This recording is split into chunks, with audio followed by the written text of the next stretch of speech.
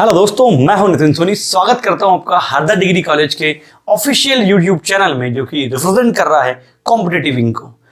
आज के वीडियो में बहुत महत्वपूर्ण चर्चा मैं आपसे करने वाला हूं। आपने अक्सर इंग्लिश में ये चीजें सुनी होंगी, parts of speech. Normal interviews में कई बार मैंने लोगों को ये पार्ट्स ऑफ स्पीच के नाम ही पूछ लेते हुए देखा है, और स्टूडेंट्स मतलब अगर कोई प्राइवेट इंटरव्यू भी है, गवर्नमेंट की तो मैं बात ही नहीं कर रहा, तो भी ये 8 पार्ट्स ऑफ स्पीच को एक साथ बताने में कई सारी दिक्कतें आ जाती। क्यों आती हैं?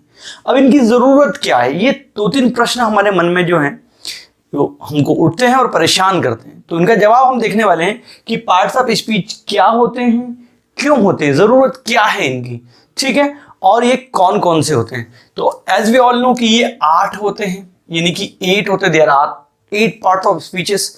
अब होते क्या, ये एक्चुअल में सेंटेंस को अलग अलग प्रकार से वर्गीकृत या सेंटेंस को पहचानने में मदद करते हैं। कैसे? जैसे कि मैंने कहा कि Ram is running very fast, तो ये एक सेंटेंस है। सेंटेंस जानते हैं ना आप? नहीं?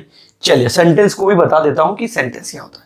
पहले मुद्दे पे आ जाते हैं। अब इस सेंटेंस देखिए, राम एक सब्जेक्ट है, इज हेल्पिंग वर्ब है, ये मीन वर्ब है, ये एक एडवर्ब है और ये एक एडजेक्टिव है। सारी चीजें अलग अलग है। तो जब इसको हमने वर्गीकृत किया, अलग अलग करा, तो अलग अलग भागों में बांटा है। एक सब्जेक्ट बोला, एक वर्ब बोला, एक मीन वर्ब बोला, एक एडवर्ब को बोला, और एक यहां देखा एक एडजेक्टिव है। तो इससे क्या हुआ, सेंटेंस के भाव यानी कि इसका जो मूल मतलब ये मकसद क्या है, क्या कहना चाह रहा है, उसको पहचानने में या उसको निकालने में पार्ट्स ऑफ स्पीचेस ने हमारी मदद की। तो यहां हम समझे कि पार्ट्स ऑफ स्पीचेस की जरूरत सेंटेंस के मूल भाव को समझने के लिए होती है। अब यहां से एक प्रश्न उठा था कि सेंटेंस क्या होता है, ठीक है, तो देखते हैं कि a sentence is a group of words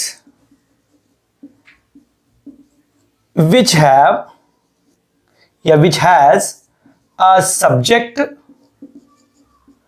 a verb and gives an idea या give a thought of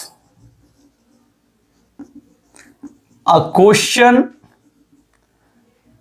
and statement etc। Short में लिख दे रहा हूं मैं कि सेंटेंस शब्दों का ऐसा समूह होता है जिसमें एक सब्जेक्ट और वर्ब, एक से ज्यादा भी हो सकती हैं, होती हैं, और जो कि एक आइडिया देता है काय का, किसी क्वेश्चन का, किसी स्टेटमेंट का, किसी डिक्लेरेशन की।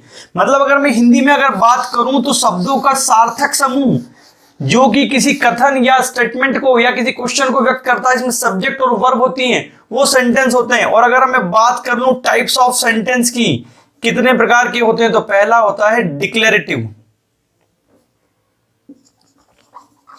पहला होता है हमारा डिक्लेरेटिव सेंटेंस, जिसमें कि किसी चीज की डिक्लेरेशन की जाती है। जैसे कि मैंने कहा I want to become a doctor. अब यहां पर देखिए मैंने एक डिक्लेरेशन कर दी है कि मैं एक डॉक्टर बनना चाहता हूं, तो ये सेंटेंस डिक्लेरेटिव सेंटेंस कहलाते हैं, पहला। सेकेंड टाइप है इसका आपका इंपरेटिव सेंटेंस। इंपरेटिव सेंटेंस में क्या होता है, यहां पर किसी ऑर्डर, किसी रिक्वेस्ट, किसी कमांड आदि का उल्लेख होता है। जैसे मैंने कहा प्लीज कम हियर, तो अब क्योंकि इसमें प्लीज आगे लगा एक रिक्वेस्ट, और अगर डायरेक्ट कम हियर लिख देता तो एक ऑर्डर बन जाता। तो सेकंड पैटर्न, सेकंड टाइप जो हुआ वो क्या हुआ, इंपरेटिव सेंटेंस। थर्ड क्या हुआ, थर्ड हमारा हुआ इंटरोगेटिव सेंटेंस। ये प्रश्न पूछने के काम आते हैं। जैसे मैंने कहा डू यू प्ले हॉकी, क्या आप हॉकी खेलते हैं, तो हेल्पिंग वर्ब आगे आई है, तो ये एक हमारा इंटरोगेटिव सेंटेंस है। और लास्ट हमारा आएगा एक्सक्लेमेटरी सेंटेंस।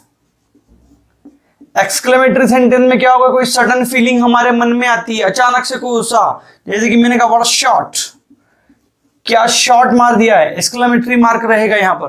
तो ये 4 टाइप के सेंटेंस है, और भी अलग अलग भागों में इसको हम वर्गीकृत करके पढ़ सकते हैं, एक बड़ा चैप्टर है। तो वो हम सेंटेंस के अंतर्गत देखेंगे। यहां पर हम बात कर रहे थे, हम वापस मुद्दे पे आ जाते हैं पार्ट्स ऑफ स्पीचेस की। तो पहले लिस्टिंग कर लेते हैं कौन कौन से होता है। पहला नाउन, फिर सेकंड हो जाएगा प्रोनाउन। ये क्यों जरूरी है, जैसे कि मैंने एक सेंटेंस कहा कि राम इज प्लेइंग हॉकी। अब राम हॉकी खेल रहा है तो राम यहाँ पर सब्जेक्ट है, पर मैंने कहा शी इज प्लेइंग हॉकी तो शी सब्जेक्ट है। पर क्या राम और शी अलग अलग है? नहीं, राम एक नाउन है तो शी एक प्रोनाउन है। इनको डिस्टिंग्विश कैसे करेंगे? तो वो करेंगे पार्ट्स ऑफ स्पीच की बदौलत, पार्ट्स ऑफ स्पीच की मदद से। तो ये बात आपको समझ में आ गई होगी। तो क्या हो जाएगा? नाउन, प्रोनाउन, वर्ब, फिर क्या जाएगा? एडजेक्टिव। 5वें नंबर पे क्या जाएगा? Adverb, conjunction. 7 नंबर पे आ जाएगा प्रेपोजिशन। ये प्रीपोजिशन नहीं होता, प्रेपोजिशन है ये। और 8वें नंबर पे आएगा इंटरजेक्शन, जो कि सडन फीलिंग को दिखाते हैं। अब ये 8 पार्ट्स ऑफ स्पीच हो गए। स्क्रीनशॉट ले लीजिएगा जिनको समझ में नहीं आ रहा है, याद रखना है, पूछे जाते हैं अक्सर इंटरव्यूज में। अक्सर पूछे जाएंगे कि इंग्लिश में पार्ट्स ऑफ स्पीच कितने होते हैं, तो आप बोलोगे 8, बता दो 8, तो फिर बस गड़बड़ नहीं होना चाहिए, इनके सीक्वेंस आगे पीछे हो सकते हैं। अब मैं आपको सिर्फ एक सेंटेंस की मदद से 8 की 8 पार्ट्स ऑफ स्पीच याद करा दूंगा। हालांकि घबराने वाली कोई बात नहीं है, 8 पार्ट्स ऑफ स्पीच के सेपरेट वीडियो इन डिटेल बहुत जल्द आपके लिए लेकर आने वाला हूं। लाइक नाउन के अगर हम देखेंगे तो पूरी noun, types of noun, categories of noun, singular, plural, जो जो होते हैं उसमें सारी चीजें आपको मिलेंगी। बात क्लियर हो गई है इसमें। अब बात करते हैं कि एक सेंटेंस देखिए, मैंने कहा 2 young boys, Ram and Shyam ran fast and jumped off the train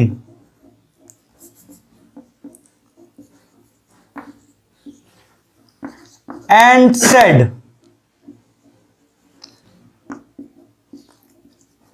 "Hurrah या hurray, we are safe." ये देखिए, एक ही सेंटेंस है, थोड़ा दूर दूर बड़े बड़े अक्षरों में लिखा है, इसलिए आपको ऐसा लग रहा हो कि बहुत बड़ा है। छोटा सा सेंटेंस है। इस एक सेंटेंस की मदद से 8 की 8 पार्ट्स ऑफ स्पीच हम समझेंगे। सबसे पहले देखते हैं क्या पढ़ा था अपन ने। सबसे पहला पार्ट्स ऑफ स्पीच में देखा था नाउन। बात कर लो नाउन की। यहाँ देखो राम लिखा है और श्याम भी लिखा है, क्या हो गई? नाउन। तो पहला पार्ट्स ऑफ स्पीच हमारा हो गया नाउन। सेकेंड नंबर पे क्या देखा था अपन ने? प्रोनाउन। प्रोनाउन देख लो, नाउन के बदले में आने वाले शब्द, सबके लिए सेपरेट वीडियो बनेगा, घबराने की जरूरत नहीं है। नाउन के बदले में आने वाले शब्द क्या किया उन्होंने? हमारे लिए इस्तेमाल किया वी। तो सेकंड नंबर पे क्या हो गया अपना? प्रोनाउन। पहले नंबर पे क्या देखा था? नाउन, और सेकंड नंबर पे आ गया आपका प्रोनाउन। थर्ड नंबर पे हमने देखा वर्ब। वर्ब यानी क्रिया, एंड इसको हम एक्शन वर्ड्स भी कह सकते हैं। जो काम सब्जेक्ट करता है वो वर्ब होता है। तो क्या काम किया इनने? दौड़ने का काम किया, तो ये हो गई हमारी वर्ब।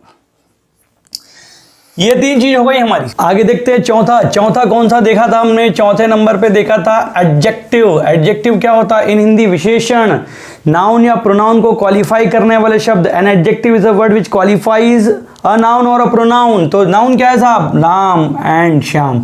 क्या क्वालिफाई कर रहा है? कैसे हैं ये लड़के? यंग हैं, युवा हैं। तो ये क्या हो गया आपका? एडजेक्टिव हो गया। कितने हो गए? 4। अगला क्या देखा अपन ने? एडवर्ब। एडवर्ब क्या होते हैं? इन हिंदी क्रिया विशेषण। An adverb is a word which qualifies the meaning of an verb an adjective और अनदर एडवर्ब। मतलब किसी वर्ब, किसी एडजेक्टिव और अन्य किसी एडवर्ब की विशेषता बताने वाले शब्द। तो यहां पर देखिए वर्ब ढूंढ लेते हैं। पहले ढूंढ लो क्या वर्ब है? रन। रन किया है, रन की सेकंड फॉर्म रन। दौड़े हैं, कैसे दौड़े हैं? फास्ट। तो इस रन वर्ब के बारे में जानकारी कैसे मिली है अपने को कि कैसे दौड़े हैं? फास्ट दौड़े हैं। तो ये क्या हो गया आपका? एडवर्ब हो गया। कितने हो गए? 5। कितने होते हैं? 8। आगे चल देते हैं एडवर्ब। अब अगला क्या आया? कंजंक्शन। कंजंक्शन यानी क्या होता है? लिंकिंग वर्ड्स कह सकते हैं, जोड़ने वाले शब्द। दो शब्दों, वाक्यों या शब्द समूह को आपस में जोड़ने वाले शब्द। A conjunction is a word that combines और ज्वाइंस टू वर्ब्स, सेंटेंसेस और फ्रेजेस। ठीक है, तो राम और श्याम 2 थे भैया, ये भी नाउन थी और ये भी नाउन थी। काहे ने जोड़ा? एंड ने। तो लिंकिंग वर्ड्स बन गया। देखिए, 2 शब्दों को, वाक्यों को या शब्द समूह को जोड़ने वाले शब्द कंजंक्शन होते हैं। 7वें नंबर पे क्या देखा अपन ने? प्रेपोजिशन। प्रेपोजिशन क्या होता है? देखिए, 2 शब्द से मिलकर बना है प्रे और पोजीशन, पूर्व की स्थिति। ये किसी नाउन या प्रोनाउन के पहले लगकर उनका वाक्य के अन्य शब्दों के साथ संबंध बताते हैं। ठीक है, तो यहां देखिए अपने लड़के थे, कौन थे? राम और श्याम। क्या किया उनने? दौड़े और जाके क्या करे? कूद गए। तो ट्रेन से संबंध बताया। देखो इस नाउन के पहले लगा हुआ है ऑफ। ठीक है, अब इन बंदों का नाउन के साथ संबंध बताया कि ये जो ट्रेन थी, यहां से ये दो बच्चे राम और श्याम क्या किया? कूद गए। तो ट्रेन से ऑफ यानी क्या होता है? सेपरेशन, अलगाव को दिखाता है। तो ये बंदे का ट्रेन के साथ संबंध बताया कि यहां से कूद के क्या हो गए? बाहर हो गए। ठीक है, जम्प्ड ऑफ द ट्रेन। तो ये हो गया प्रेपोजिशन। 7 हो गए भाई साहब। अगला देखिए, लास्ट है हमारा इंटरजेक्शन, जो कि क्या करता है? सडन फीलिंग को दिखाता है। तो आप कूदने के बाद बड़े खुश हो गए, हुर्रे हम तो सेफ हैं, मतलब टिकट नहीं लिया होगा, ये समझ में आ रहा है। खैर, तो यहां बोल देखिए हुर्रे एक्सक्लेमेशन मार्क है, तो सडन फीलिंग को दिखाया काय ने? हमारे इंटरजेक्शन हैं। तो आज के वीडियो में हमने देखे पार्ट्स ऑफ स्पीच, पूरे के पूरे 8 पार्ट्स ऑफ स्पीच हमने एक ही सेंटेंस में समझे। Noun, pronoun, verb, adjective, adverb, conjunction, interjection और प्रपोजिशन, ये पूरे हमने एक ही सेंटेंस में देखे। और इन सब के बारे में डिटेल में वीडियो बहुत जल्द लेके आऊंगा, जब सारे जो है नाउन वगैरह को हम, या पूरे 8 पार्ट्स ऑफ स्पीचेस को हम पूरे डिटेल में पढ़ने वाले हैं। तो उम्मीद करता हूं आज की वीडियो में जो हमने पढ़ा है पार्ट्स ऑफ स्पीच और सेंटेंस और उसके टाइप्स आपको समझ में आए हैं। अगर समझ में आए हैं तो वीडियो को लाइक, शेयर और सब्सक्राइब जरूर करें। जी हाँ, और वो बेल आइकन अगर नहीं दबाया तो जरूर दबाएं, ताकि आने वाले वीडियोज के नोटिफिकेशन आपको टाइम पे मिलते रहें। पढ़ते रहिए, शेयर सब्सक्राइब जरूर कर दिए। ठीक है, जुड़े रहिए। बहुत बहुत धन्यवाद।